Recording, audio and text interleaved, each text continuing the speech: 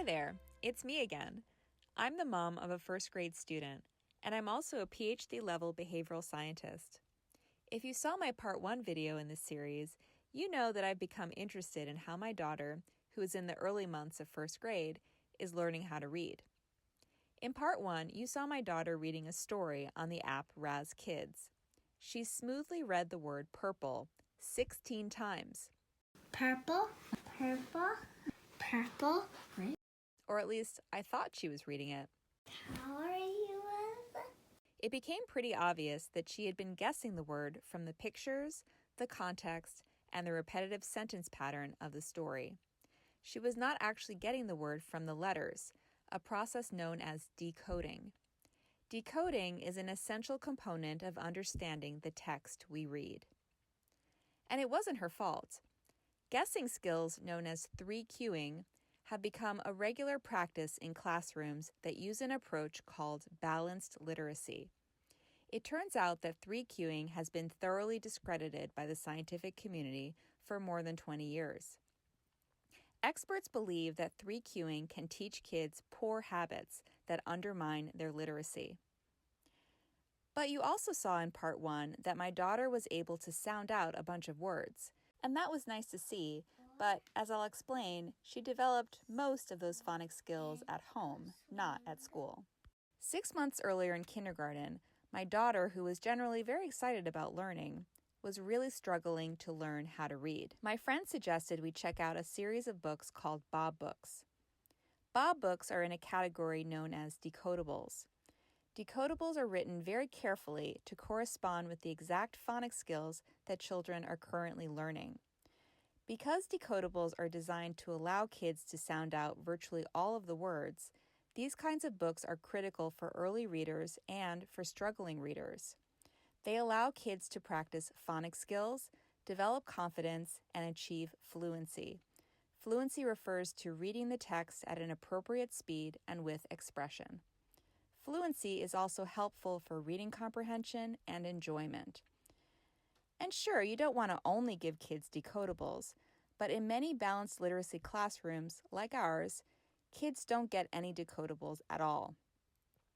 Once we started with decodables, it showed me exactly which phonics skills my daughter lacked, and then I was able to teach her those skills. Soon after discovering decodables, I noticed a change in my daughter. Here's a video she asked me to send to her teacher to show that she was now learning how to read. Thank you for being my teacher, and the books are getting easier for me. Bye. The books are getting easier for me. I think she was trying to tell us something. Our new approach with phonics and decodable books was working, and that other approach in the balanced literacy classroom, using leveled books and minimal phonics, that approach was not teaching her how to read. Fast forward to September 2020, the beginning of first grade. The very next day after I filmed the purple story, my husband and I wondered, what if she could really learn the word purple by using phonics? Time for a new experiment. First, I tested my daughter on a new list of words that shared common letter sound elements with the word purple. Next, I taught her some phonics. I used some cards I had gotten off Amazon, and I also watched a couple of YouTube videos about how to teach phonics.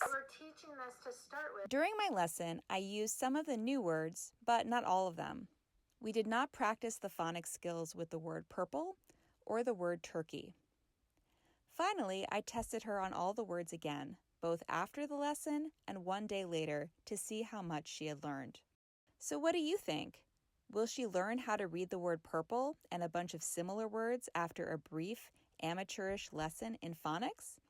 Let's see what happened. So I'm going to show them to you, and you're just going to read them, okay? Let's see how many of these words she already knows. Suffer, Tarular, Oh, that was amazing. apple. Oh, okay, you know that one. So let's take a look.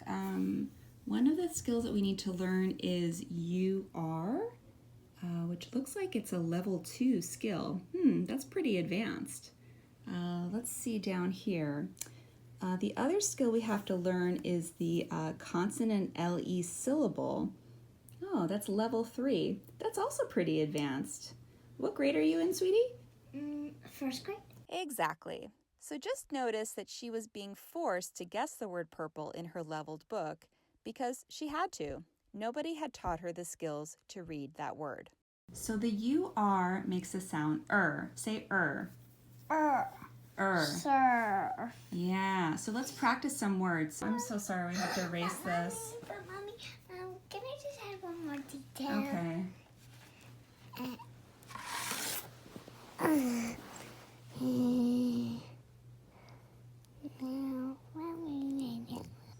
Oh my gosh, it's a baby. There's a baby. Okay, maybe we can't use the whiteboard. Got a piece of paper, and we're just gonna practice this sound. So how do we say that again? Burn. Curl. Surf. Burn. Curl. Surf. There, look, L-E. So something about LE is that when it sees a consonant, it just loves to hug that consonant. It goes, ooh, and it just hugs. It just hugs the consonant, ooh. And it smushes and hugs the consonant so much that it separates from the rest of the word. You can cover up the consonant LE. So not just the LE, but also the consonant in front of it, okay? So let's read this part. App. That's, App. yes. App. And then put it together. App. Oh, apple. That's right. Then you say dull, and then you put it together. Adult. Nib. Excellent. Nibble. Perfect.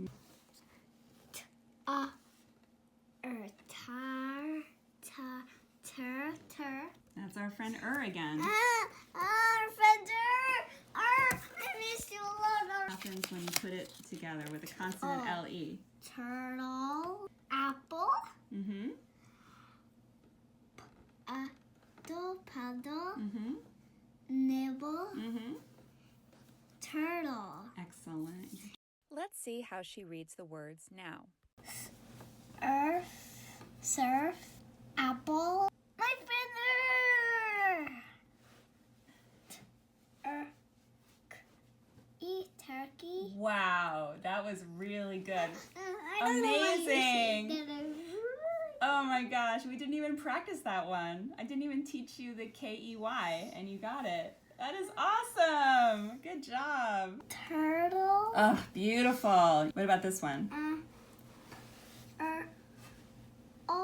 Turtle. Ooh. So close. Okay, let's try learning the skill one more time with the word purple. Pull. That's right. Pull. Say it again.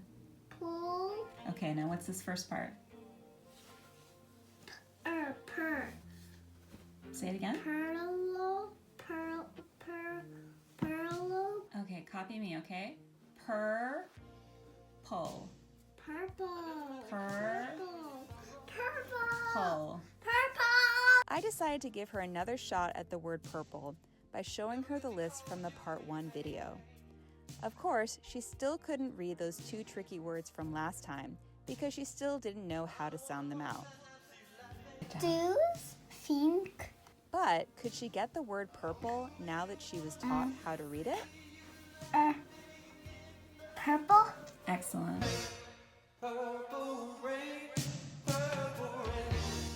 And check out what happened the next day.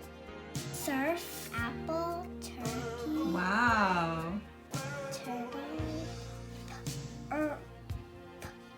Purple. Beautiful. Here are the full results. Like last time, green boxes represent correct responses. Before the lesson, she only knew 1 out of the 5 words.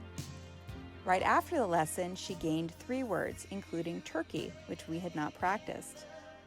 That means she generalized the phonics skills we learned to a new word. After I coached her on the word purple, she got that one too. And she could read all of these words the next day. How does that compare to the purple story? In that case, she had 4 words she couldn't sound out. She did not learn any skills to sound them out, and once the pictures and context went away, she couldn't read any of the words.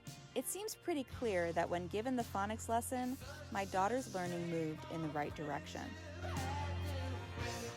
So why can't she get something even better at school? Like in many balanced literacy classrooms, my kid doesn't get enough phonics. What's taught is superficial and often relies on kids magically discovering the phonics rules for themselves. But then I reread what I wrote and I realized I had missed something. The sound a bear makes is more like a growl, like grrr. This discovery learning approach has been discredited by extensive research. There's a reason we don't use discovery to teach other things. We don't give kids some number magnets and expect them to discover multiplication.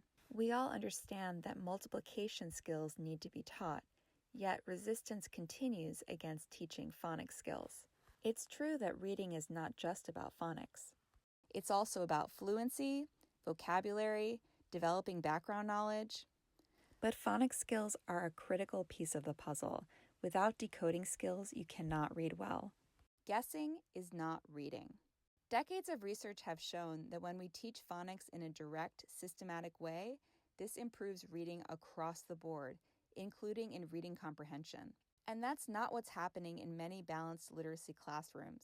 Their teacher is helping them be independent. Support your child in being independent. Reading is thought to be something that will just happen, as if by osmosis.